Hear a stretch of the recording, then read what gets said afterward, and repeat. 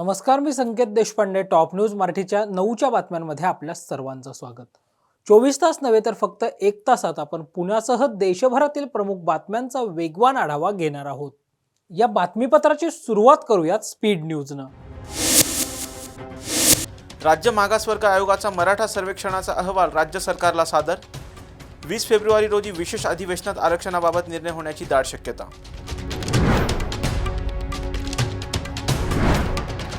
20 फेब्रुवारीपर्यंत सगळे सोयऱ्यांना आरक्षण द्या, अन्यथा आंदोलनातून माघार नाही, मनोज जरांगे पाटील यांचा राज्य सरकारला इशारा. कुणबी प्रमाणपत्र देणं थांबवा, ओबीसी आरक्षणातील घुसखोरी थांबवा, मराठा समाज सामाजिकदृष्ट्या मागास कसा, छगन भुजबळ यांचा राज्य सरकारला सवाल. मराठा आरक्षणासाठी सरकार सकारात्मक असूनही मनोज जरांगे पाटील यांनी आंदोलन करणं चुकीचं, मुख्यमंत्री एकनाथ शिंदे यांचं मत. मनोज जरांगे पाटील आणि मराठा आरक्षणाच्या समर्थनार्थ मराठा बांधव आक्रमक. परभणी, नांदेड, हिंगोली, सोलापूर या ठिकाणी चक्काजाम आंदोलन.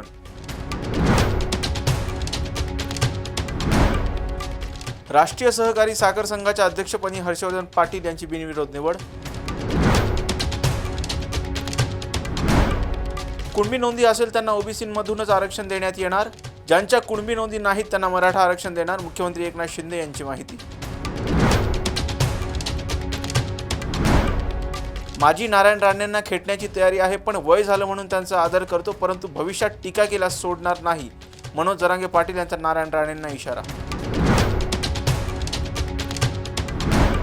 जो काकांचा झाला नाही तो महाराष्ट्राचा काय होणार, राष्ट्रवादी काँग्रेस शरद पवार गटाचे आमदार जितेंद्र आव्हाड यांची उपमुख्यमंत्री अजित पवारांवर टीका. मी राष्ट्रवादी काँग्रेस पक्ष चोरला नाही, मी कालही राष्ट्रवादीत होतो आणि आजही राष्ट्रवादीतच आहे, उपमुख्यमंत्री अजित पवार यांची स्पष्टोक्ती. राष्ट्रवादी शरदचंद्र गटाचे प्रदेशाध्यक्ष जयंत पाटील यांच्या वाढदिवसानिमित्त पुण्यात लागलेल्या फलकाने सर्वांचं लक्ष वेधून घेतलंय. राष्ट्रवादी काँग्रेस पार्टी शरदचंद्र पवार गटाचे प्रदेशाध्यक्ष जयंत पाटील यांच्या वाढदिवसानिमित्त पुण्यातील धनकवडी परिसरात लागणारा जो एक फलक आहे तो फलक सध्या चर्चेचा विषय बनल्याचं पाहायला मिळतं आहे. आपण या ठिकाणी पाहू शकतो, हा जो फलक आहे त्याच्यावर महाराष्ट्र राज्याचे जनतेच्या मनातील भावी मुख्यमंत्री असा उल्लेख जो आहे तो जयंत पाटील यांचा करण्यात आलेला आहे. सर्जनशील नेतृत्व आणि राष्ट्रवादी काँग्रेस शरदचंद्र पवार गटाचे प्रदेशाध्यक्ष माननीय जयंतरावजी पाटील यांना वाढदिवसाच्या हार्दिक शुभेच्छा असा हा फलक आहे. राष्ट्रवादी काँग्रेस पक्षाचे जे शरदचंद्र पवार गटाचे उपाध्यक्ष आहेत विकास चव्हाण, त्यांनी हा फ्लेक्स जो आहे, फलक जो आहे तो लावलेला आहे. याच्यावर जयंत पाटील यांचा फोटो आहे, शरदचंद्र पवार गटाचे प्रमुख शरदरावजी पवार यांचा फोटो आहे आणि खासदार सुप्रिया सुळे यांचा फोटो देखील या फ्लेक्सवर असल्याचं पाहायला मिळतं आहे. हा फ्लेक्स सध्या राजकीय वर्तुळात मोठ्या प्रमाणावर चर्चेचा विषय जो आहे तो बनल्याचा पाहायला मिळतं आहे. या अगोदर आपण पाहिलं की तळेगावच्या इथे रोहित पवार यांचा भावी मुख्यमंत्री लिहिलेला फोटो आपल्याला फ्लेक्स पाहायला मिळाला होता. अजित पवार यांचा देखील भावी मुख्यमंत्री लिहिलेले फ्लेक्स जे आहेत ते पाहायला मिळाले होते. अनेक भावी किंवा नाना पटोले काँग्रेस प्रदेशाध्यक्ष यांचाही भावी मुख्यमंत्री असा उल्लेख केलेला फ्लेक्स जो आहे तो सोलापूरमध्ये आपल्याला पाहायला मिळाला होता. आणि त्यानंतर आता जयंत पाटील यांचा उल्लेखही भावी मुख्यमंत्री असा करण्यात आल्याने राजकीय वर्तुळात जो आहे तो हा फलक चांगला चर्चेचा विषय बनताना पाहायला मिळतो आहे. मंगेश पवार यांच्यासह संकेत देशपांडे, टॉप न्यूज मराठी, पुणे. पिंपरी चिंचवड शहरात 3ऱ्या मजल्यावरून पडून 8वीत शिकणाऱ्या एका विद्यार्थ्याचा दुर्दैवी मृत्यू झालाय.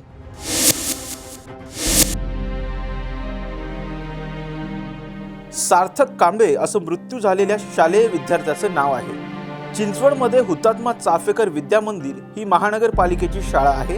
दुपारी 12 वाजण्याच्या सुमारास सार्थक कांबळे हा इतर मित्रांसह 3ऱ्या मजल्यावर थांबला होता.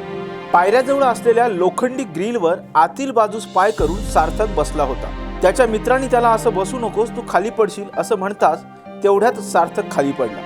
गंभीर जखमी झालेल्या सार्थकला तातडीनं महानगरपालिकेच्या रुग्णालयात घेऊन जाण्यात आलं. मात्र 3ऱ्या मजल्यावरून पडल्यानं त्याचा मृत्यू झाल्याची माहिती चिंचवड पोलिसांनी दिली आहे. या घटनेनंतर शाळेवर कठोर कारवाई करा आणि माझा मुलगा मला परत द्या अशी मागणी सार्थकच्या वडिलांनी केली आहे. करणार माझा मुलगा ह्याच वर्षी आला आहे शाळेत, इथं 8वीला. 7वीला तिकडं काळेवाडीत होता, 8वीपासून इथं आला आहे शाळेत आणि नेहमी येतो जातो, काय प्रॉब्लेम नव्हता, काय नव्हता. आणि आज सकाळी मला बोलून तो आला आहे जसा माझा मुलगा आला तसा मला वापस द्या. काय म्हणला होता शेवटचं तुम्हाला? पप्पा संध्याकाळी व्यवस्थित लवकर या, व्यवस्थित जावा, जिन्यावर लाईट नाही. तर या घटनेबाबत महापालिकेकडून चौकशी करण्यात येणार असून याबाबत उच्चस्तरीय समिती शिक्षण विभागाच्या वतीने स्थापन करण्यात आल्याची माहिती प्रशासनाकडून देण्यात आली आहे. आज सकाळी ही अत्यंत दुर्दैवी आणि आपल्या सगळ्यांनाच हळहळ वाटणारी घटना या ठिकाणी घडलेली आहे. त्या बाबतीमध्ये ज्या काही गोष्टी असतील, प्रशासकीय बाबी असतील, काही CCTV फुटेज मिळत आहेत किंवा काही आपण संबंधित मुलांचे, विद्यार्थ्यांचे, शिक्षकांचे जबाब घेऊन त्या ठिकाणी जे काही निष्कर्ष उच्चस्तरीय समिती माननीय आयुक्त महोदय यांनी तो निर्णय घेतलेला आहे. उच्चस्तरीय समिती या ठिकाणी आपण एक स्थापन करणार आहोत. सगळ्या गोष्टींची चौकशी, जबाब, CCTV फुटेज याच्या आधारे जो काही निष्कर्ष निघेल त्याच्यावर तातडीने कार्यवाही त्या ठिकाणी केली जाईल. परंतु ही अत्यंत दुःखद घटना अशी घडलेली आहे. प्रशासन या घटनेमध्ये आपल्या सर्व या पालकांच्या दुःखामध्ये सहभागी आहे आणि निश्चितपणे त्यावर योग्य ती कारवाई पुढे केली जाईल. मी सहाय्यक आयुक्त शिक्षण विभाग विजयकुमार थोरात. सार्थक कांबळे, वय वर्ष 14, राहणार काळेवाडी, हा हुतात्मा चाफेकर विद्यामंदिर ह्या शाळेमध्ये इयत्ता 8वीमध्ये शिकत होता. तर सकाळी 9 ते 9:30च्या दरम्यान शाळेमध्ये जिन्याच्या बाजूचं जे रेलिंग असतं त्या रेलिंगवर खेळत असताना तो 3ऱ्या मजल्यावरून खाली पडला, डक्टमध्ये पडला आणि त्याच्यामुळे त्याचा मृत्यू झाल्याबाबतची प्राथमिक माहिती आहे. त्या अनुषंगाने तपास चालू आहे. या घटनेमुळे कांबळे कुटुंबावर मोठा दुःखाचा डोंगर कोसळला आहे. पिंपरी चिंचवड शहरात देहू रोड पोलीस ठाण्याच्या हद्दीत अंमली पदार्थ विक्री करण्याच्या खोट्या गुन्ह्यात अटक करण्याची धमकी देणाऱ्यांविरोधात पिंपरी चिंचवड पोलिसांनी गुन्हा दाखल केला आहे. हेमंत गायकवाड, सचिन शेजाळ, अमान, अमीन शेख, हुसेन डांगे, मोहम्मद अहमेद मिर्झा, शंकर गोरडे, मुन्ना स्वामी, अनिल चौधरी अशी या कटात सहभागी झालेल्या आरोपींची नावं असून हेमंत गायकवाड व सचिन शेजाळ हे दोघे पोलीस कर्मचारी देखील या कटात सहभागी झाले आहेत. किवळे परिसरातील एका प्रसिद्ध कॉलेजमध्ये पीडित विद्यार्थी शिक्षण घेत होता. तेव्हा त्याची ओळख अमान शेख याच्या सोबत झाली. तेव्हा अमान शेख याने देहू रोड पोलीस ठाण्यात कार्यरत असलेले पोलीस कर्मचारी शेजाळ व गायकवाड यांना सोबत घेऊन पीडित विद्यार्थी अंमली पदार्थ विक्री करत असल्याचा कट रचला. त्यानंतर पीडित विद्यार्थ्यांच्या वडिलांना फोन करून कारवाईची भीती दाखवत दोन्ही पोलीस कर्मचाऱ्यांनी हे प्रकरण मिटवण्यासाठी 20 लाख रुपयात तडजोड करण्यासाठी धमकावले. त्यानंतर 5 लाख रुपये 2 वेगवेगळ्या अकाउंटवरून प्राप्त झाल्यानं हे प्रकरण मिटवण्यात आलं होतं. मात्र त्यानंतर पीडित विद्यार्थ्यांच्या वडिलांनी घडलेल्या प्रकाराची माहिती वरिष्ठ पोलीस अधिकाऱ्यांना कळवली. सध्या या कटात सहभागी असलेल्या 8 संशयितांच्या विरोधात खंडणीचा गुन्हा दाखल करण्यात आला आहे. तर देहू रोड कॅन्टोन्मेंट बोर्डाचा माजी उपाध्यक्ष असलेला अमीन शेख याचा मुलगा अमान शेख, अनिला चौधरी, हुसेन डांगे, अहमद मिर्झा या 4ही संशयितांना देहू रोड पोलिसांनी ताब्यात घेतलं असून पोलीस कर्मचारी शेजाळ व गायकवाडसह अन्य 2 आरोपी फरार असून देहू रोड पोलीस त्यांचा शोध घेत आहेत. देहू रोड पोलीस स्टेशनच्या हद्दीमध्ये सिम्बायोसिस कॉलेजमध्ये एक विद्यार्थी इंजिनिअरिंगच्या प्रथम वर्षात शिकत होता. त्या विद्यार्थ्याला त्याचा मित्र यामधील या गुन्ह्यामधील आरोपी अनिल चौधरी आणि त्याचे इतर साथीदार यांनी त्याच्याकडून पैसे काढण्याच्या उद्देशानं त्या फिर्यादीच्या खिशामध्ये गांजा सदृश्य एक पाकिट ठेवलं आणि त्यानंतर मग जो अनिल चौधरी आहे आणि इतर दुसरा आरोपी हुसेन डांगे यांनी त्यांच्या ओळखीचे पोलीस 2 पोलीस त्यांना बोलावून घेतलं आणि पोलिसांच्या मार्फतीनं अंगझडती घेतली असता फिर्यादीच्या खिशामध्ये गांजा सदृश्य पाकिट मिळून आलं आणि त्यानंतर मग हे जे आरोपी आहेत त्यांनी फिर्यादीवर प्रेशर करून त्यांच्याकडून सदरचं प्रकरण गुन्हा दाखल न होण्याच्या दृष्टीनं मिटवण्याच्या बाबतीत चर्चा करून 20 लाख रुपयाची मागणी केली. नंतर तडजोडी आणि ती 8 लाख रुपये देण्याचं ठरलं आणि सदर 8 लाख रुपयाच्या बदल्यामध्ये फिर्यादी कडून अकाउंटवरून जे आरोपी आहेत त्यांच्या इतर साथीदार आरोपींच्या अकाउंटवर 5 लाख रुपये जवळपास रक्कम घेण्यात आलेली आहे अशा पद्धतीनं हा जो फिर्यादी आहे फिर्यादीवर दबाव आणून या ठिकाणी त्याच्याकडून पैसे वसूल करण्यात आलेले आहेत. या अनुषंगानं देवरोड पोलीस स्टेशनला खंडणी त्याचबरोबर त्याला घेऊन जाण्याबद्दल आणि या सर्व 8 आरोपींनी मिळून एकत्रितरित्या कट रचल्याबद्दलचा गुन्हा दाखल असून 8 पैकी 4 आरोपी अटक आहेत. उर्वरित 4 आरोपींचा शोध बाकी आहे. सदर 8 आरोपींमध्ये 2 आरोपी हे देहरोड पोलीस स्टेशनला काम करणारे पोलीस कर्मचारी पण आहेत. त्यांचाही याच्यामध्ये समावेश आहे. जे मिळालेले 4 आरोपी आहेत त्यांना कोर्टामध्ये हजर केला असता 20 तारखेपर्यंत पोलीस कस्टडी मिळालेली आहे. उर्वरित आरोपींचा शोध आणि गुन्ह्याचा तपास हे गुन्ह्याचं गांभीर्य लक्षात घेऊन सहाय्यक पोलीस आयुक्त देहरोड विभाग हे तपास करीत आहेत. त्याचबरोबर हे पोलीस कर्मचारी असल्यामुळे त्यांच्या विरुद्ध जी विभागीय कार्यवाही आहे ती पण प्रस्तावित करण्यात येत आहे. यानंतर या बुलेटिनमध्ये घेऊयात एक छोटासा break. Come on guys, hurry up. अरे सुन ना, एक ब्रेक ले लेते हैं.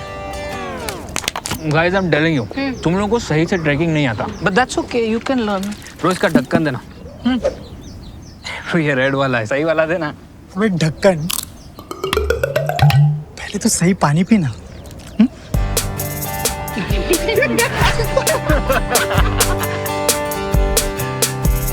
Manikchand Oxyrich, proudly Indian. ब्रेकनंतर आपल्या सर्वांचं पुन्हा एकदा स्वागत. मनोज जरांगे पाटील यांच्या प्रकृतीबाबत डॉक्टरांनी काय माहिती दिली आहे पाहूयात.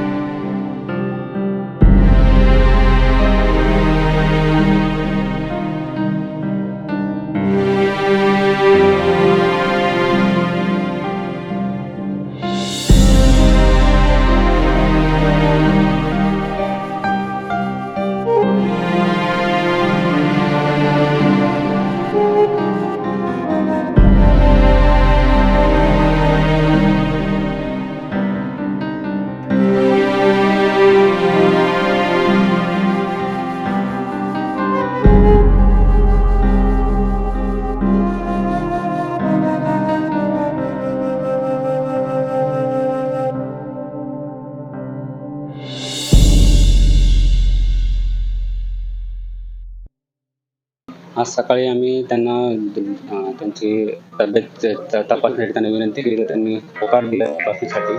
त्यावेळेस तपासणी केल्या पहिले आम्ही त्यांना विचारलं की लघवी करायला काही त्रास आहे का, कारण इतक्या दिवसापासून त्यांचं उपोषण असल्यामुळे थोडं लघवीमध्ये गडबड होऊ शकते किंवा लघवीमध्ये काही होऊ शकतं. तर ते आम्ही कीटोन बॉडीला आम्ही चेक केले. त्याच्यामध्ये कीटोन बॉडी जे असते लघवीमध्ये ते जरा त्यांचे चांगले झाले. त्याच्यानंतर त्यांचं ब्लड प्रेशर बघितलं, कालच्यापेक्षा ब्लड प्रेशर आज त्यांचं चांगलं वधारले, म्हणजे म्हणजे त्यांच्यात इम्प्रूव्हमेंट झालेली आहे. पल्स काल त्यांचा 60-60चा होता, पण आज त्यांचा पल्स त्यांचा 80वर गेलेला आहे, म्हणजे एकदम चांगला गेलेला आहे. आणि बाकी BP त्यांचा 100/170 mm झालेला आहे. त्यामुळे त्यांची तब्येतीमध्ये थोडी सुधारणा झालेली आहे कालच्यापेक्षा. CBCचे रिपोर्ट आले नाही. CBCचं काल त्यांचं ब्लड सॅम्पल घेतलं होतं, आता रिपोर्ट याची बाकी इन्फेक्शनचा युरिनचा काही त्रास नाही. इन्फेक्शनचा असं काही बाकी त्यांना बाकी दुसरा काही त्रास नाही. फक्त काल पोट दुखत थोडासा त्रास होत होता त्यांना, आता तो त्रास नाही त्यांना. काल आम्ही IV फ्लुइड्स लावले त्यांना. जवळपास त्यांना डिहायड्रेशन झाल्यामुळं 2 लिटरपर्यंत आम्ही फ्लुइड त्यांना जाऊ दिले. त्यांना थोडं बरं वाटतं त्याच्यामध्ये. इंजेक्शन नाही, इंजेक्शन नाही. राज्य सरकारच्या वतीनं मराठा आरक्षण प्रश्नी येत्या 20 आणि 21 फेब्रुवारी रोजी विशेष अधिवेशन बोलवण्यात आलं असून या अधिवेशनाच्या पार्श्वभूमीवर आज सकल मराठा समाजाच्या वतीनं पुण्यात आमदार भीमराव तापकीर यांना निवेदन देण्यात आलं. मनोज जरांगे पाटील जे आहेत ते आंतरवाली सराटीमध्ये मराठा आरक्षणाच्या अध्यादेशासंदर्भातली जी अधिसूचना आहे त्या अंमलबजावणीसाठी पुन्हा एकदा उपोषणाला बसलेले आहेत. आज त्यांच्या उपोषणाचा 7वा दिवस आहे.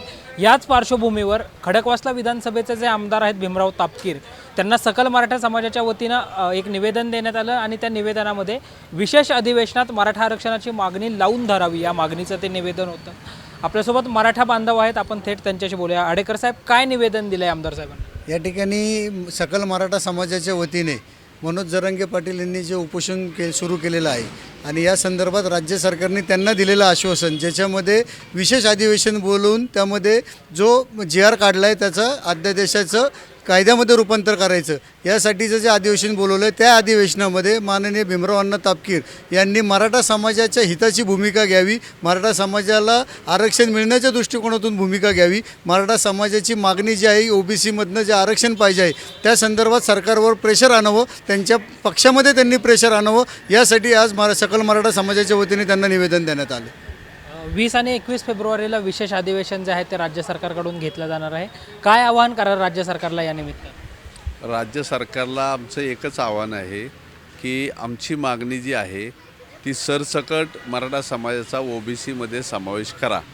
त्याचाच एक भाग म्हणून कुणबी हा जो मराठा समाजाच्या कुणबी म्हणून ज्या नोंदी आहेत त्या राज्य सरकारने सर्व मराठा समाजाला मिळाव्यात याच्यासाठी सगळे सोयऱ्याचा जो अध्यादेश काढलेला आहे त्याच्यामध्ये पितृच्या बाजूने काढला आहे. तर आमचं त्यात दुसरं म्हणणं असं आहे की पितृ असो मातृ असो तो दोन्ही बाजूनी जे परंपरा म्हणजे मुलाची आणि मुलीच्या बाजूनी जी काही परंपरा चालीरीती त्यांचं कामाची पद्धत व्यवसाय ह्या सगळ्याच्या आधारित आपण सगळे सोयरे म्हणून सोयरिकी करतो, लग्न करतो, असं पूर्वीच्या आपल्या 10 पिढ्यांपासून चालत आलेलं आहे. आणि म्हणून ज्यांना काही नोंदी मिळालेल्या नाहीत, ज्यांच्या नोंदी सापडत नाही सरकारी दरबारी, त्या नोंदी त्यांना लागू होण्यासाठी या सरकारने त्याचा तो अध्यादेश जो आहे तो कायद्याच्या रूपांतरित करावा. पण तो करत असताना कुठल्याही पद्धतीने ते चॅलेंज होणार नाही आणि जरी झालं तरी ते टिकलं जाईल अशा पद्धतीने ते सरकारने करावं. आणि सरकारला एकच सांगणं आहे की क्युरेटिव्ह पिटिशनच्या माध्यमातून ज्या मागासवर्ग आयोगाचा जो अहवाल घेत आहे आणि क्युरेटिव्ह पिटिशनच्या माध्यमातून तुम्ही 50% बाहेर जे जात आहे ते आम्हाला फसवण्याचा कार्यक्रम आहे. ते होणार नाही, ते टिकणार नाही, आत्तापर्यंत टिकलेलं नाही. आणि जशा सर्वोच्च न्यायालयाच्या मार्गदर्शक सूचना आहेत इंदिरा साहनीच्या वेळच्या आणि तर त्या मार्गदर्शक सूचनांचंच पालन करून सरकारने मराठा समाजाला 50%च्या आत कुणबी OBC म्हणूनच समावेश करावा.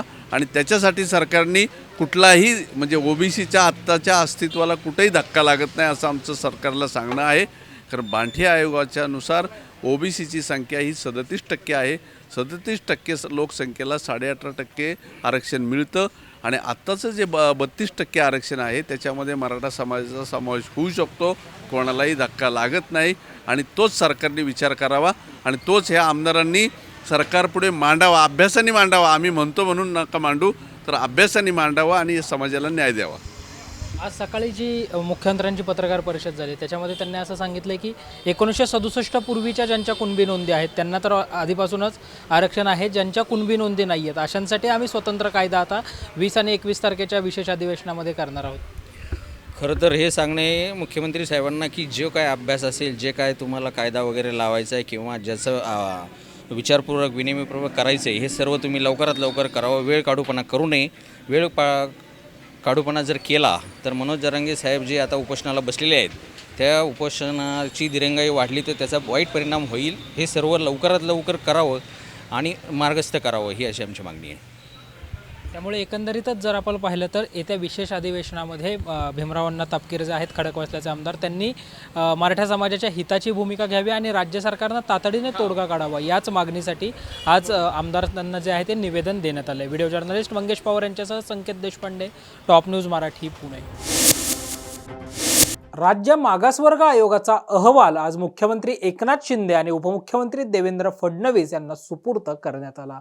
हा अहवाल सुपूर्द झाल्यानंतर मुख्यमंत्री आणि उपमुख्यमंत्र्यांची संयुक्त पत्रकार परिषद संपन्न झाली. आजच्या अतिशय महत्त्वपूर्ण बैठकीला उपस्थित राज्याचे लोकप्रिय उपमुख्यमंत्री देवेंद्र फडणवीसजी, आपले मागासवर्ग आयोगाचे अध्यक्ष जस्टिस सुकरे साहेब आणि सर्व, मी नावं घेत नाही, आयोगाचे सर्व सदस्य आणि मुख्य सचिव, अतिरिक्त मुख्य सचिव आणि भांगे, सर्वप्रथम मी सगळ्यांना आपल्याला मनापासून धन्यवाद देतो. आपल्या सगळ्यांचे आभारही मानतो. याचं कारण एवढ्या जलद गतीने एवढा मोठा सर्वे आपण पूर्ण केला. मराठा समाजाचं शैक्षणिक आणि सामाजिक आर्थिक मागासलेपण तपासण्यासाठी राज्य शासनाने राज्य मागास वर्गाला टर्म्स ऑफ रेफरन्स दिला होता आणि त्याप्रमाणे राज्य मागास वर्ग आयोगाने अतिशय वारफुटिंगवर, मी म्हणेन डे नाईट काम केलं आणि जवळपास यामध्ये 3.5 ते 4 लाख लोक डे नाईट काम करत होते. आणि आपल्याला यामध्ये अनेक लोकांनी मदत केली, जे यापूर्वी देखील देवेंद्र फडणवीसजी मुख्यमंत्री असताना जे मराठा समाजाला आरक्षण दिलं होतं आणि ते सुप्रीम कोर्टात टिकलं होतं, हायकोर्टामध्ये, आणि दुर्दैवाने सुप्रीम कोर्टामध्ये ते रद्द झालं. पण हायकोर्टामध्ये जे आणि मराठा समाजाला आरक्षण देण्यासंदर्भात ज्यांनी त्यावेळेस सहकार्य केलं होतं, या सगळ्यांची मदत आपल्याला या कामामध्ये मिळाली. आणि त्यामध्ये मागासवर्ग आयोग, सुकरे साहेबांनी आणि त्यांच्या टीमने ज्या गोष्टींची, ज्या यंत्रणांची आवश्यकता होती, त्या सर्व यंत्रणा यामध्ये कामी आणल्या, त्यांचं सहकार्य घेतलं आणि आज हा अतिशय महत्त्वाचा असा अहवाल या ठिकाणी शासनाला त्यांनी सुपूर्द केलेला आहे. सदर अहवाल मंत्रिमंडळाच्या बैठकीमध्ये ठेवला जाईल आणि त्यामध्ये सादर करून शासन निर्णय घेईल. आणि त्यासाठी विशेष अधिवेशन 20 फेब्रुवारीला आपण जाहीर केलेला आहे. त्या अधिवेशनामध्ये या बाबतीमध्ये चर्चा होईल. या कामामध्ये जिल्हाधिकारी, विभागीय आयुक्त, मनपा आयुक्त आणि त्यांची सगळी टीम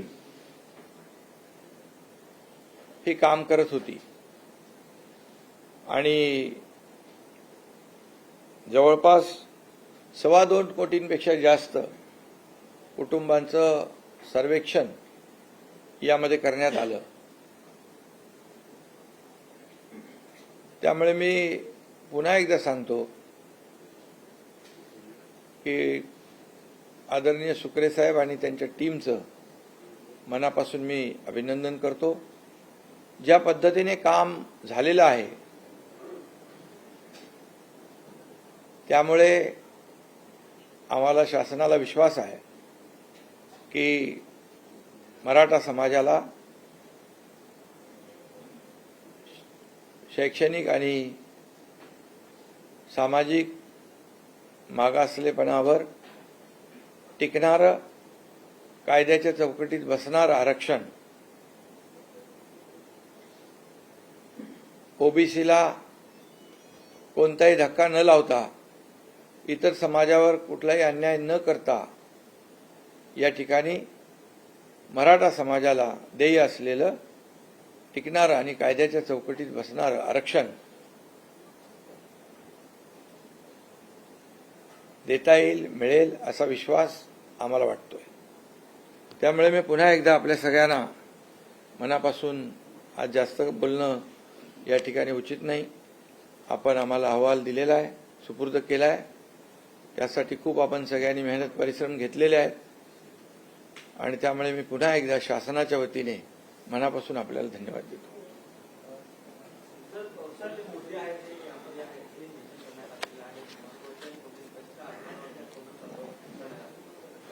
काय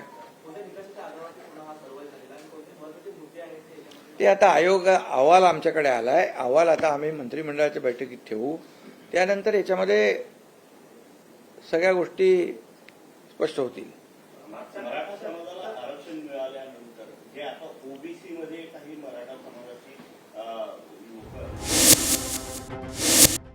उपमुख्यमंत्री अजित पवार यांनी आज बारामतीत शरद पवार यांच्यावर निशाणा साधलाय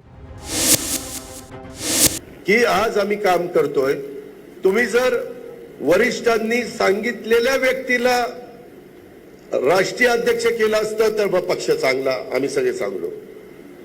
आम्ही अध्यक्ष झालो की निवड ही बेकार, त्यांनी पक्ष चोरला. अरे चोरला, निवडणूक आयोगाने आम्हाला मान्यता दिली, काल विधानसभेच्या अध्यक्षांनी आम्हाला मान्यता दिली, आम्ही आमची बाजू मांडली. त्याच्यामध्ये प्रतोद अनिल भाईदास पाटील ज्यांनी व्हीप द्यायचा आहे तोच आमच्या बरोबर आहे. त्याच्यामध्ये असं का बदनामी करता, असं का चुकीचं सांगता? म्हणजे आम्ही वरिष्ठांच्या पोटी जन्माला आलो असतो तर आम्हाला अध्यक्षपद मिळालं असतं, काही झालं नसतं, पक्ष माझ्या ताब्यातच आला असतं. आला असताना हे का तुमच्या सख्या भावाच्या पोटीच मी जन्माला आलो ना. हे जे राजकारण चाललंय हे मी तुम्हाला का सांगतो, हे तुम्ही भावनिक होऊ नका. काही जण म्हणले दादा 15 वर्षात फोन नाही राव, आता आम्हाला फोन येतोय. काय कसं चाललंय, पाणी कसं आहे, कुठलं पाणी, शेतीचं पाणी, पिकाचं पाणी, कसलं पाणी. अरे तुम्हाला असं अक्षरशः काय काय आम्ही तुमच्या करता केलं आणि तुम्ही आज सगळं विसरून जाताय, हे बरोबर नाही. आणि त्याच्यामुळं मी मगाशी सांगितलं की आज नरेंद्र मोदींना तिसऱ्यांदा देशाचं पंतप्रधान करण्याच्या करता आम्ही सगळ्यांनी महायुती केलेली आहे. त्याच्यामध्ये मी आपल्याला अजून एक गोष्ट सांगतो, राष्ट्रवादी काँग्रेस पक्षाचा अध्यक्ष या नात्याने मी तुमचा आमदार आहे, मी तुमच्या समोर बोलतोय. मी का अधिकारवाणीनं बोलतोय, कारण मी सरकारचा एक हिस्सा आहे. आताही काही कामं दिली मला, मी हनुमंत पाटलांच्याकडे दिली. काल मला सावळचे काही लोक भेटायला प्रवीण वगैरे आले होते, त्यांनी मला सांगितलं की दादा इथं जरा ही कामं करायची. ताबडतोब सकाळी अधिकारी पाठवले, म्हणलं ते रस्त्याची मोजमाप करा. फक्त लोकांनी विरोध करू नका, कामं करताच आपण आहे ना. तुम्ही आजूबाजूच्या कोणत्याही तालुक्यामध्ये जावा, आपला दावा आहे बारामती तालुक्यामध्ये जेवढी कामं चाललेली आहेत तेवढी कामं इतर कुठल्या तालुक्यात तेवढी दर्जेदार चाललेली आहेत मला सांगा. आज कुठल्याही भागात तुम्ही नदीकडे जावा, तुम्ही कॅनॉलकडे जावा, तुम्ही कुठल्याही ठिकाणी वेगवेगळ्या प्रकारच्या शाळा असतील, वेगवेगळ्या प्रकारचे पाण्याचे प्रश्न असतील. तुम्हाला मी सांगतो आपल्या इथं बारामतीमध्ये आता 704 कोटीची महाराष्ट्र जीवन प्राधिकरणाची कामं चालली, 704 कोटीची. आणि त्याच्यात ग्रामीणमध्ये, शहरातलं तर वेगळंच, ते काहीतरी 200 कोटी काहीतरीच आहे, जवळपास 300 कोटीच्या दरम्यान. म्हणजे आज ही करोड रुपयाची कामं आज बारामती सुरक्षित आपल्याला वाटते. मी अधिकाऱ्यांना सांगतो की बाबा कुणाचाही मुलायजा ठेवू नका, प्रत्येकाला ही बारामती आपली आहे आणि भेदभाव न करता सगळ्यांना मदत झाली पाहिजे. आणि हे सगळं आपण करतोय. मी का राष्ट्रवादी काँग्रेस पक्षाचा उमेदवार खासदारकीचा उभा करणार आहे? कारण थांब जरा दमान आधी महायुतीमध्ये कुठल्या जागा आपल्याला मिळत आहेत ते बघू दे ना. ती जागा मिळाली तर मी करणारच आहे. सतीशराव काळजी करू नका. तर त्यामध्ये मी आपल्याला सांगत होतो की केंद्रातला पण आपला प्रतिनिधी, केंद्रात जाणारा, केंद्रात ज्याचं सरकार आहे त्या विचाराचा खासदार आपला गेला तर आपलं अर्धवट राहिलेलं बारामती फलटण रेल्वेचं काम मार्गी लागेल. अजून आपली बरीचशी भाजप पुणे नाशिक जे रेल्वेचं काम आहे ते आपलं त्या ठिकाणी मार्गी लागेल. केंद्रातल्या प्रचंड मोठ्या योजना असतील ते आपल्याला आणता येतील. उद्या आम्ही नरेंद्र मोदी साहेबांना, आता नरेंद्र मोदी साहेबांची आणि अमित शहा साहेबांची ओळख झाली. पूर्वी आमची ओळख व्हायची नाही, आम्ही मागे राहायचो, कारण वरिष्ठांना मान दिला पाहिजे. परंतु आता कधी पण आल्यानंतर आम्ही ज्यावेळेस त्यांना नमस्कार करतो ते आपल्याला नावाने ओळखतात. त्याच्यामध्ये उद्या मी त्यांना सांगितलं की साहेब, आता तुम्हाला पाठिंबा देणारा खासदार आम्ही बारामती लोकसभा मतदारसंघातून आणला, हे काम आमच्याकरता झालं पाहिजे, त्याच्यामध्ये झालं पाहिजे तर ते करणार ना. सत्ताधारी जसं आज माझ्याकडे आमदार येतात, शिवसेना म्हणजे शिंदे साहेबांच्याकडचे आमदार येतात, भाजपचे आमदार येतात, राष्ट्रवादीचे आमदार येतात, किंवा अपक्ष देवेंद्र भोयार असतील, संजय मामा असेल, ते येतात. आपण त्यांना मदत करतो. मी तर इतर पण लोकांना करतो. मी काही विकास कामामध्ये फार भेदभाव करणारा कार्यकर्ता नाहीये आणि त्याच्यातून ही सगळी कामं व्हावी. त्याच्यामुळे आपण कुठलाही पक्ष चोरलेलं बदललेलं नाहीये. आपण ज्या पक्षात पूर्वीपासून होतो तोच, कालही आम्ही राष्ट्रवादीत होतो, आजही आम्ही राष्ट्रवादीत आहोत आणि उद्याही आम्ही राष्ट्रवादीतच राहणार आहोत. त्याच्यामुळं कारण नसताना काहीतरी एक भावनिक मुद्दा करण्याचा प्रयत्न करतात किंवा हे असं झालं तसं झालं, असं नाही. आपल्याला आपल्या बारामतीचा विकासच करायचा आहे, आपल्या जिल्ह्याचा विकास करायचा आहे, महाराष्ट्राचा विकास करायचा आहे.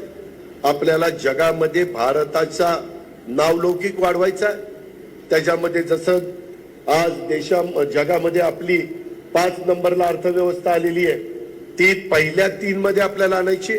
2028 साली आपल्याला $5 ट्रिलियन पर्यंत जायचंय. त्यावेळेस महाराष्ट्राला $1 ट्रिलियन पर्यंत आपल्याला आणायचंय. मोठे गुंतवणूक उद्योजक, परदेशी गुंतवणूक, परराज्यातली गुंतवणूक हे होण्याच्या करता जे इन्फ्रास्ट्रक्चर असेल ते इन्फ्रास्ट्रक्चर आपल्याला इंदापूर, दौंड, बारामती, पुरंदर त्या सगळ्या भागामध्ये, भोरवेल्ला, मुळशी या भागामध्ये निर्माण करायचंय. आणि तेवढी आपली क्षमता आहे, तेवढी आपली ताकद आहे, तेवढा आपला आवाका आहे, तेवढं वरवर आपण राजकारण करत नाही. यानंतर या बुलेटिनमध्ये घेऊयात एक छोटासा break. Come on guys, hurry up. अरे सुन ना, एक ब्रेक ले लेते हैं. Guys, I am telling you, तुम लोगों को सही से ट्रैकिंग नहीं आता. But that's okay, you can learn. रोज का ढक्कन देना. ये रेड वाला है, सही वाला देना. अबे ढक्कन, पहले तो सही पानी पीना.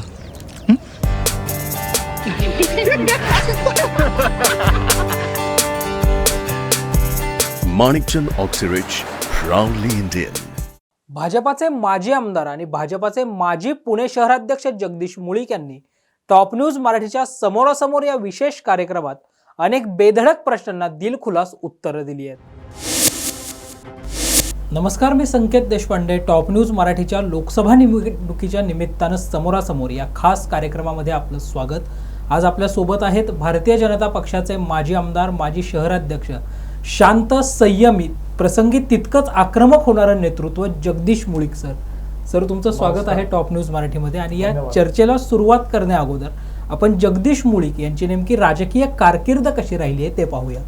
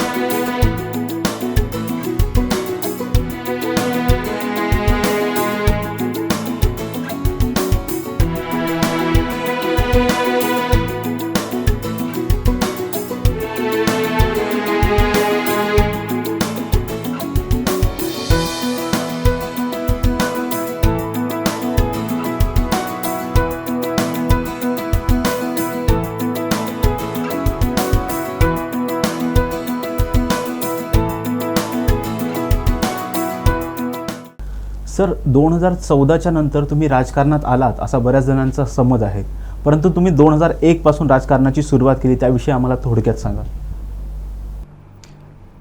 2014ला मी आमदार झालो तेव्हापासनं लोकांना जास्त माहिती झालं. पण 2001 साली मी भारतीय जनता पार्टीच्या विद्यार्थी आघाडीचा शहराचा सरचिटणीस म्हणून शहरामध्ये कार्यरत होतो. म्हणजे राजकारणाची सुरुवात कॉलेजमधनं झाली. वाड्या कॉलेजमध्ये शिकत असताना समोरच्या रस्त्यावरती खूप खड्डे पडले होते आणि त्या खड्ड्यामधनं जात असताना टू व्हीलरवरती ॲक्सिडेंट झाला एका विद्यार्थिनीचा आणि तिचा मृत्यू झाला. आता त्या घटनेच्या नंतर आम्ही काही लोकांनी ठरवलं की याच्याविरुद्ध आवाज उठवायचा आणि त्यासाठी आम्ही काही लोक एकत्र आलो, एक आंदोलन केलं कॉलेजच्या गेटच्या बाहेर. दुसरी घटना अशी झाली की कॉलेजमध्ये शिकत असताना वाड्या कॉलेजच्या कॅन्टीनमध्ये काही पदार्थ तेवढे क्वालिटीचे नसायचे जे भेटले पाहिजेत अशी. त्या बाबतीत विद्यार्थ्यांच्या कायम तक्रारी असायच्या. त्यानिमित्तानं 8 ते 10 लोक आम्ही प्रिन्सिपलकडे गेलो, त्यांना कॅन्टीनवाल्याची तक्रार केली. त्यानंतर कॅन्टीनमध्ये चांगल्या प्रकारचं, चांगल्या क्वालिटीचं, दर्जेदार अन्न मिळावं, खाद्यपदार्थ मिळावे यासाठी प्रयत्न केले आणि तिथून खऱ्या अर्थानं कॉलेजमधूनच माझी राजकीय जीवनाची सुरुवात झाली. मग नंतर विद्यार्थी आघाडीमध्ये काम करणं, विद्यार्थी आघाडीचा शहराचं सरचिटणीस म्हणून काम करणं, प्रदेश युवा मोर्चाचा उपाध्यक्ष म्हणून, त्यानंतर भाजप शहराच्या सरचिटणीस, मग आमदार आणि भाजपचा 3.5 वर्ष पुणे शहराचा अध्यक्ष म्हणून असं काम केलं. कौटुंबिक पार्श्वभूमी आमची एक शेतकरी परिवारातनं मी पुढे आलो आहे.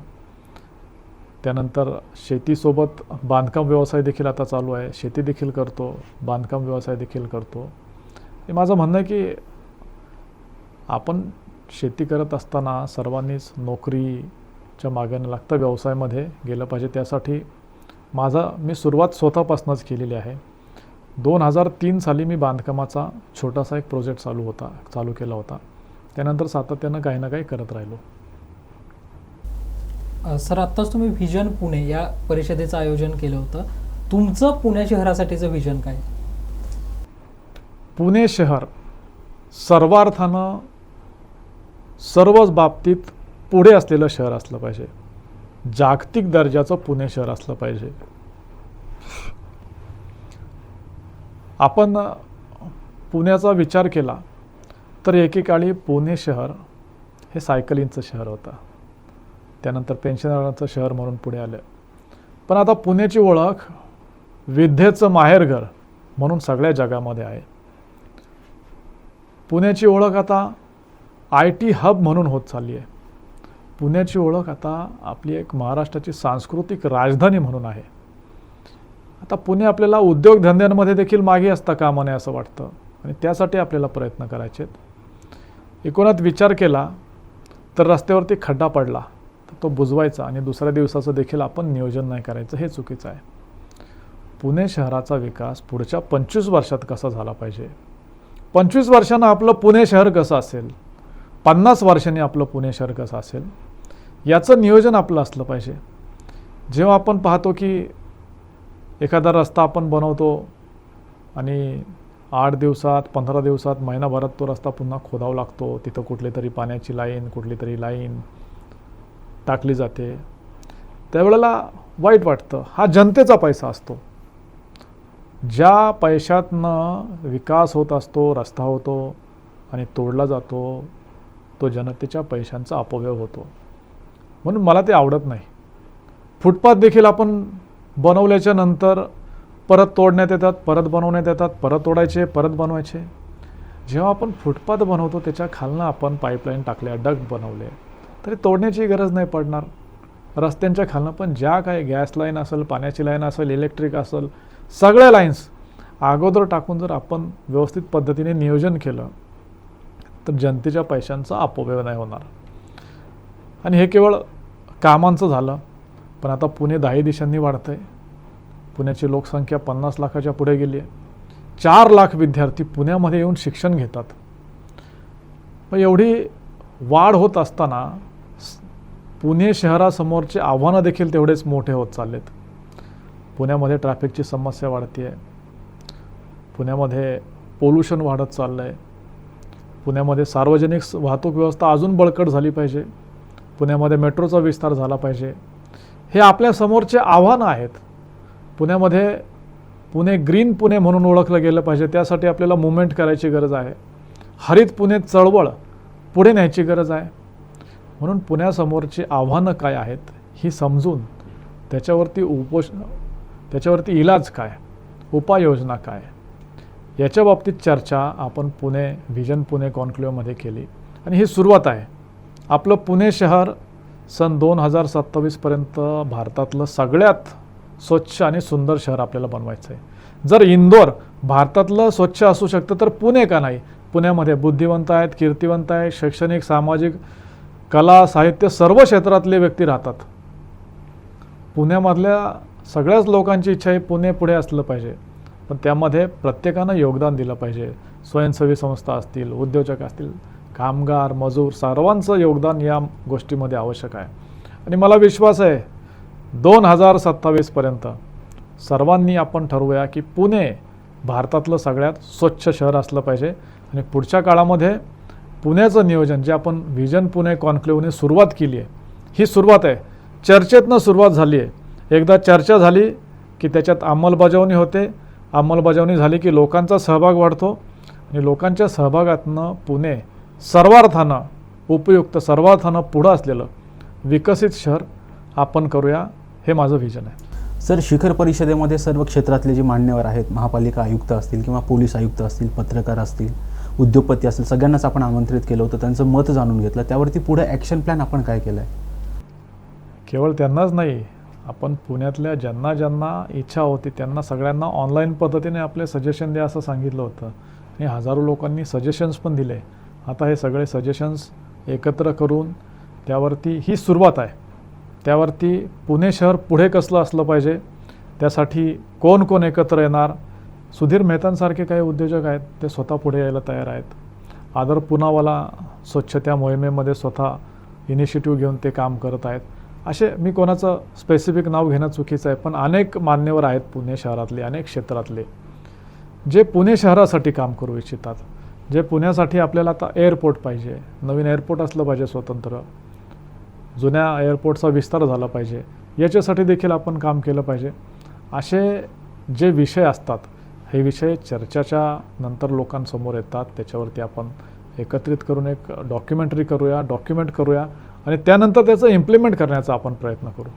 सर, पुणे शहरात आता वाढती वाहतूक कोंडी असेल किंवा तुम्ही आत्ता विमानतळाचा मुद्दा मांडला, आपलंच सरकार असताना पुरंदरला आंतरराष्ट्रीय विमानतळ मंजूर झालं होतं, मात्र अजूनही ते नियोजनाच्या याच्यामध्ये अडकलेलं आहे. या सगळ्यामध्ये या समस्या दूर करण्यासाठीचा तुमचं प्लॅन काय असेल? शहराची वाहतूक कोंडी असेल, विमानतळ असेल, या सगळ्याबाबत. माननीय देवेंद्रजी फडणवीस साहेबांनी पुण्याचं एअरपोर्ट नवीन व्हावं यासाठी सातत्यानं पाठपुरावा केला, प्रयत्न केले, त्यांनी मंजुरी देखील दिली आणि आता त्याच्या बाबतीतली प्रोसेस चालू आहे. लँड ॲक्विजिशन करणं थोडंसं अवघड काम असतं, पण ते आम्ही करू आणि पुढे जाऊ. पुण्याला स्वतंत्र एअरपोर्ट भेटावं यासाठी मी देखील सातत्यानं पाठपुरावा करेन. मनोज जरांगे पाटील मागील 7 दिवसापासून आमरण उपोषण करत असून यावरचाच टॉप न्यूज मराठीचा स्पेशल रिपोर्ट. नमस्कार, मी संकेत देशपांडे. टॉप न्यूज मराठीचा चर्चेतला मुद्दा या खास लाईव्ह कार्यक्रमामध्ये आपल्या सर्वांचं स्वागत. मनोज जरांगे पाटील मागील 7 दिवसांपासून उपोषणाला बसलेले आहेत आणि आत्तापर्यंत या मराठा आरक्षणाचा लढा जर आपण पाहिला, मनोज जरांगे पाटील आत्तापर्यंत तब्बल 27 दिवस उपोषणाला जे आहेत ते बसल्याचं पाहायला मिळालं. 27 ऑगस्टला जो आहे तो मनोज जरांगे पाटील पहिल्यांदा अंतरवाली सराटीमध्ये उपोषणाला बसले होते. आत्ता 3रा टप्पा जो आहे मनोज जरांगे पाटील यांच्या आंदोलनाचा आहे आणि आत्ताची जी त्यांची मागणी आहे की सगळे सोयरे हा शब्दाचा जो अध्यादेश राज्य सरकारने काढलेला आहे त्याची अंमलबजावणी करावी आणि मराठा समाजाला आरक्षण जे आहे ते दिलं जावं, याच विषयावरचा आजचा आपला चर्चेतला मुद्दा आहे की मनोज जरांगे पाटलांचे उपोषणाचे नव्यानं 7 दिवस, या अगोदरचे एकूण 27 दिवस आणि आणखी किती दिवस, म्हणजे राज्य सरकार आणखी किती दिवस वाट पाहणार आहे या सगळ्या मराठा समाजाला आरक्षण देण्याच्या प्रक्रियेमध्ये, यावरच आपण चर्चा करणार आहोत. माझ्यासोबत माझा सहकारी आहे राजरत्न जोंधळे. राजरत्न, मनोज जरांगे पाटील आता 3ऱ्यांदा उपोषणाला जे आहेत ते बसल्याचं पाहायला मिळालं. 27 ऑगस्टला जेव्हा मनोज जरांगे पाटील उपोषणाला बसले होते, त्याच्यानंतर 1 सप्टेंबरला लाठी हल्ला झाला. तिथून अंतरवाली सराटी आणि मनोज जरांगे पाटील हे राज्याच्या केंद्रस्थानी आल्याचं आपल्याला पाहायला मिळालं. एकंदरीत सगळीकडेच केंद्रस्थानी आल्याचं पाहायला मिळालं. जरांगे पाटलांच्या उपोषणाचा हा नेमके प्रवास कसा होता, कोणता टप्पा जास्त निर्णायक ठरला? संकेत, तुला माहिती असेल तर 27 ऑगस्ट रोजी मनोज जरांगे पाटील यांनी मराठा आरक्षणासाठी अंतरवली सराटी, जे की जालना जिल्ह्यामध्ये येतं, त्या ठिकाणी त्यांनी आंदोलन सुरू केलं. आणि आंदोलनाची मनोज जरांगे पाटील यांची एक मागणी होती की मराठवाड्यातला जो मराठा समाज आहे त्यांना आरक्षण देण्यात यावं, त्यांना आरक्षण ओबीसी प्रवर्गांमधून देण्यात यावं. यासाठी मनोज जरांगे पाटील हे त्या ठिकाणी आंदोलन करत होते. परंतु ज्यावेळी त्यांची मुख्य मागणी होती की मराठवाड्यामध्ये जर माहिती असेल तर मराठवाड्यामध्ये निजामाची राजवट होती आणि निजामकालीन दस्तावेजामध्ये त्या ठिकाणी असणाऱ्या मराठा समाजाच्या ज्या नोंदी आहेत त्या कुणबी म्हणून नोंदवल्या गेलेल्या आहेत. आणि त्याच अनुषंगाने राज्यभरामध्ये मराठा समाज म्हणजे मराठवाड्यातल्या मराठा समाजाला ओबीसी प्रवर्गामध्ये त्याचा समावेश करण्यात यावा आणि त्यांना ओबीसी प्रवर्गामधून त्यांना आरक्षण देण्यात यावं अशी मनोज जरांगे पाटील यांनी मागणी केली होती.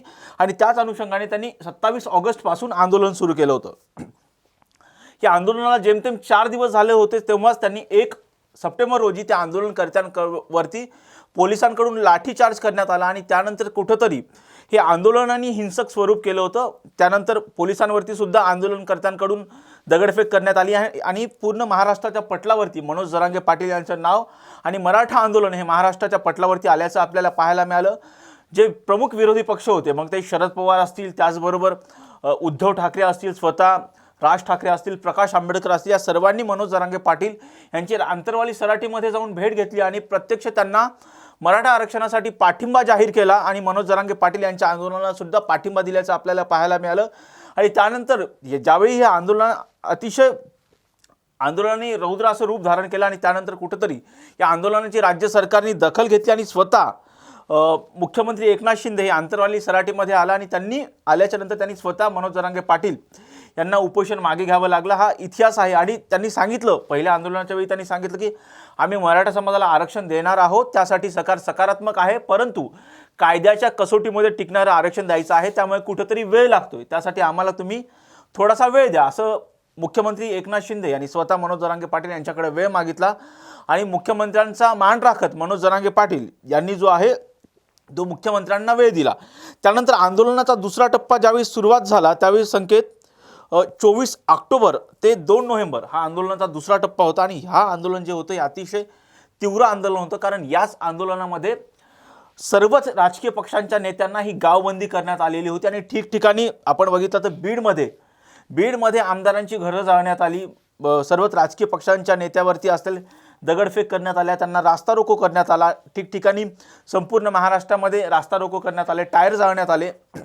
आणि या आंदोलनाचा धग जो आहे तो सरकारपर्यंत पोहोचला आणि सरकारने त्यावेळी या आंदोलनाची दखल घेत सरकारने एक शिष्टमंडळ, ज्या शिष्टमंडळामध्ये राज्य सरकारच्या शिष्टमंडळामध्ये असतील धनंजय मुंडे असतील, अतुल सावे असतील, संदीपान भुमरे असतील, स्वतः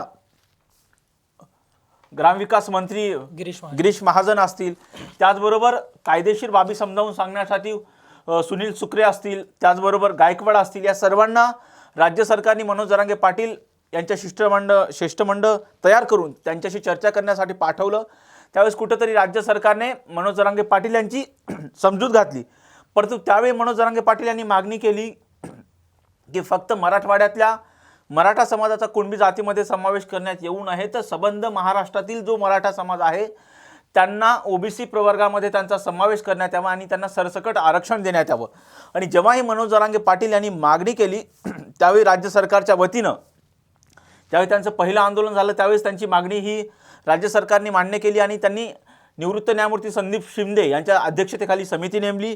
त्या समितीने सर्वात आधी मराठवाड्यातल्या कुणबी नोंदी तपासल्या, त्याचा प्राथमिक अहवाल जो आहे तो राज्य सरकारला सादर केला. ज्यावेळी दुसरं आंदोलन झालं त्यावेळी संदीप शिंदे समितीचं कार्यक्षेत्र हे राज्य सरकारच्या वतीने वाढवण्यात आलं आणि संपूर्ण महाराष्ट्रातल्या कुणबी नोंदी तपासण्याचं काम राज्य सरकारने हाती घेतलं. त्यानंतर ह्या ज्या संदीप शिंदे समितीने त्यांचा अंतिम अहवालसुद्धा मुख्यमंत्र्यांकडे सादर केला, राज्य सरकारकडे सादर केला आणि तो अहवाल स्वीकारण्यात आला.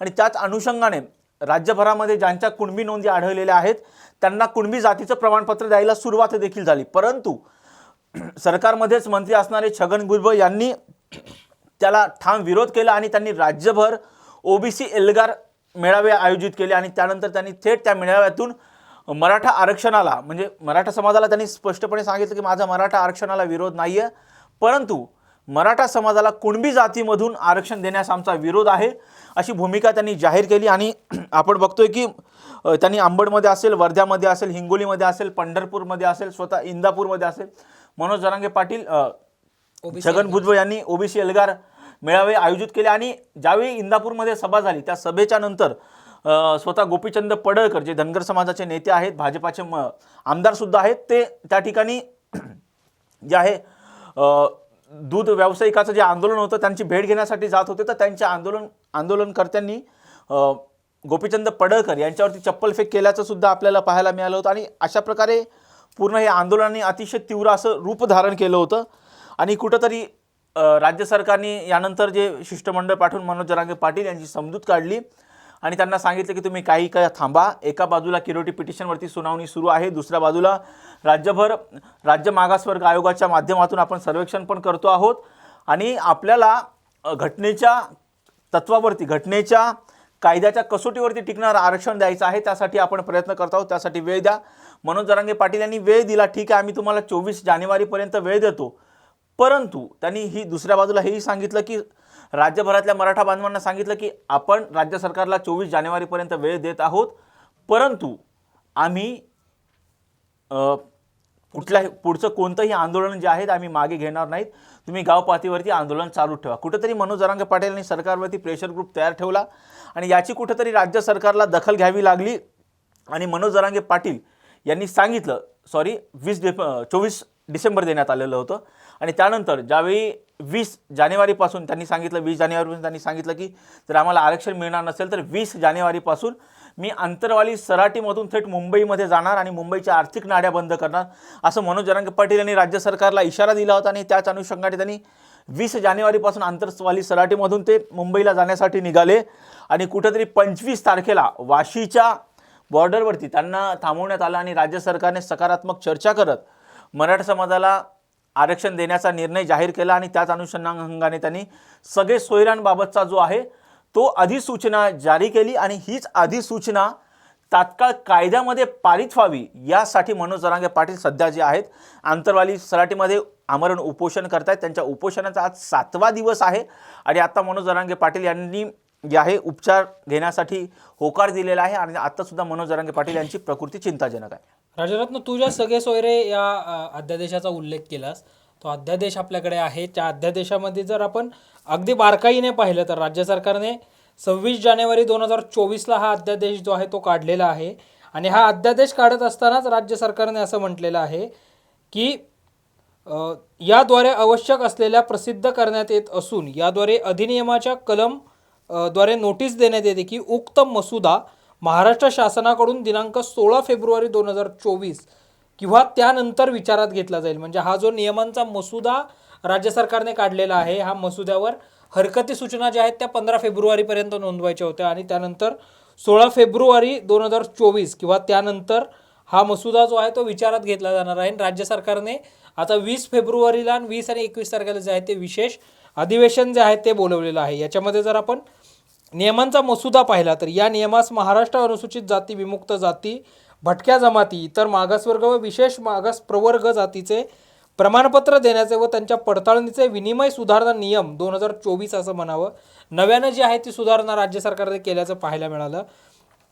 आणि याच्यामध्ये राज्य सरकारने जे आहे ते एक सगळे सोयरे हा नव्यानं शब्द जो आहे जरांगे पाटलांची जी मागणी होती ती ॲड केली आणि त्याच्यामध्ये त्यांनी पुढे म्हणताना असं म्हटलेलं आहे, सगळे सोयरे या वर्गातील नातेवाईक म्हणजे अर्जदाराचे वडील, आजोबा, पणजोबा व त्यापूर्वीच्या पिढ्यांमधील जातीमध्ये असणाऱ्या लग्न नातेसंबंधातून पूर्वी तयार झालेले नातेवाईक असा उल्लेख असेल. यामध्ये सहजातीय विवाहातून जे नातेसंबंध तयार झालेले आहेत त्यांचा देखील समावेश यामध्ये करण्यात येणार आहे. म्हणजेच वडिलांकडच्या नातेवाईकांना जे आहे त्या या अधिसूचनेच्या नुसार जो आहे तो लाभ होणार आहे. पुढे बोलताना त्यांनी असं म्हटलेलं आहे की ज्यांची कुणबी नोंद सापडलेली आहे, कुणबी नोंद मिळालेल्या नागरिकांच्या रक्तनात्यातील काका, पुतणे, भावभावकीतील असा नातेवाईक तथा पितृसत्ताक पद्धतीतील सगळे सोयरे नातेवाईक असा उल्लेख करण्यात येईल. आणि पुढे ज्यांच्या कुणबी नोंदी सजातीय विवाहातून मिळाल्यात त्यांच्यासाठी राज्य सरकारने असं म्हटलेलं आहे की कुणबी नोंद मिळालेल्या नागरिकांच्या राज्यांतर्गत सजातीय झालेल्या विवाहातून तयार झालेल्या रक्तनाते संबंधातील सगळे सोयऱ्यांना जात प्रमाणपत्र मिळण्यासाठी अर्ज दाखल करता येईल. मात्र तरतुदींचा दुरुपयोग होऊ नये म्हणून सदर विवाह सजातीय आहे या संदर्भातील पुरावा देणं किंवा गृह चौकशीत तशा प्रकारचा पुरावा मिळणं आवश्यक असून याची पूर्तता झाल्यास त्यांना कुणबी जात प्रमाणपत्र जे आहे ते देण्यात येईल. महाराष्ट्राचे राज्यपाल रमेश बैस यांच्या आदेशानुसार आणि त्यांच्या नावानं राज्य सरकारनं हा अध्यादेश काढलाय. राज्य शासनाचे सचिव सुमंत भांगे यांनी हा अध्यादेश जो आहे तो काढल्याचं पाहायला मिळालं. आणि याच अधिसूचनेच्या मागणीसाठी राजरत्न मनोज जरांगे पाटील अधिवेशन आता पुन्हा एकदा उपोषणाला बसलेले आहेत. 20 फेब्रुवारी 21 फेब्रुवारीला विशेष अधिवेशन विधिमंडळाचं होतं. याच्यामध्ये या अधिसूचनेचं कायद्यात रूपांतर होण्याची शक्यता व्यक्त केली जाते. आजच मागासवर्ग आयोगाचा अहवाल देखील राज्य सरकारने स्वीकारला आहे. काय होईल विशेष अधिवेशनात, काय सांगशील? विशेष अधिवेशनामध्ये राज्य मागासवर्ग आयोगाने जे आहे तो अहवाल जरी राज्य सरकारने स्वीकारला असेल तरी तत्पूर्वी राज्य मागासवर्ग आयोगाने जवळपास मराठा समाजाच्या 1,58,00,000 ह्या ज्या आहेत त्याचं सर्वेक्षण केलेलं आहे, याचा डेटा गोळा केलेला आहे आणि तो पूर्ण जो अहवाल आहे तो राज्य सरकारनं मुख्यमंत्री आणि उपमुख्यमंत्र्यांकडे सादर केलेला आहे. आता तो अहवाल जो आहे राज्य मंत्रिमंडळाच्या बैठकीमध्ये तो संमत केला जाईल आणि त्यानंतर तो कुठंतरी पारित करण्यासाठी तो विधानसभेच्या पटलावरती ठेवला जाऊ शकतो. आणि त्याबरोबरच याच्यामध्ये जे आहे ते की ज्या प्रकारे असं सांगण्यात आलं आहे की राज्यभरामध्ये मराठा समाज जो आहे तो 32 ते 36% मराठा समाज हा राज्यभरामध्ये महाराष्ट्रामध्ये आहे. त्याचबरोबर ज्या प्रकारे देवेंद्र फडणवीस हे मुख्यमंत्री असताना त्यांनी SC BC प्रवर्ग तयार करून 13% जे रिझर्वेशन दिलं होतं त्यामध्ये ज्या त्रुटी आहेत, ज्यामध्ये ज्यावेळी सुप्रीम कोर्टाने काही त्रुटी नोंदवल्या होत्या त्या त्रुटी दूर करण्याचं कामसुद्धा या अहवालामध्ये केल्याचं सांगितलं जातं आहे. त्याचबरोबर आता आगामी ज्यावेळी 20 आणि 21 तारखेला अधिवेशन होईल त्या अधिवेशनामध्ये एक हा ठराव जो आहे तो पास केला जाऊ शकतो आणि त्याचं कायद्यात रूपांतर केलं जाऊ शकतं. तर आजच्या 9च्या बातम्यांमध्ये इथेच थांबण्याची वेळ झाली आहे. ताज्या बातम्या आणि घडामोडींसाठी पाहत राहा फक्त टॉप न्यूज मराठी. आपला महाराष्ट्र, आपली बातमी.